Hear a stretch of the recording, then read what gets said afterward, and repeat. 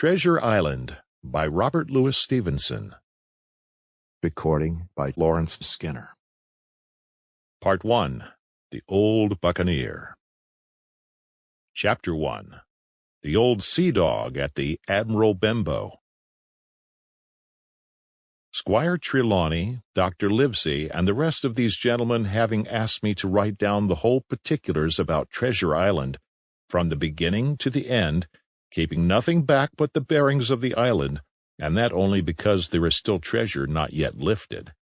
I take up my pen in the year of grace 17-something, and go back to the time when my father kept the Admiral Benbow Inn, and the brown old seaman, with the saber cut, first took up his lodging under our roof. I remember him as if it were yesterday, as he came plodding to the inn door, his sea-chest following behind him in a hand-barrow, a tall, strong, heavy, nut-brown man, his tarry pigtail falling over the shoulders of his soiled blue coat, his hands ragged and scarred, with black, broken nails, and the saber cut across one cheek, a dirty, livid white. I remember him looking round the cove and whistling to himself as he did so, and then breaking out in that old sea song that he sang so often afterwards.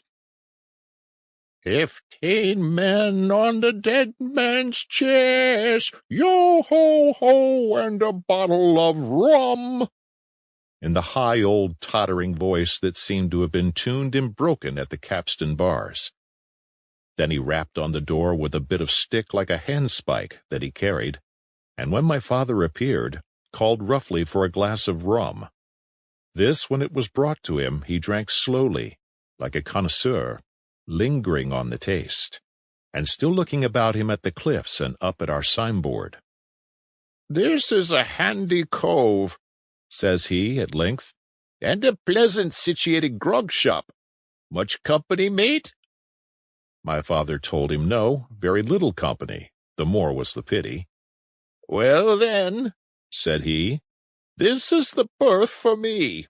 Here, you, matey," he cried to the man who trundled the barrow, "bring up alongside and help up my chest. I'll stay here a bit," he continued.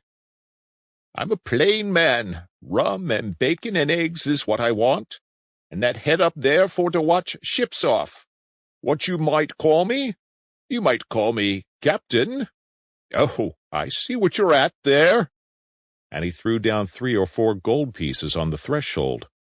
"You can tell me when I've worked through that," says he, looking as fierce as a commander. Sample complete. Ready to continue?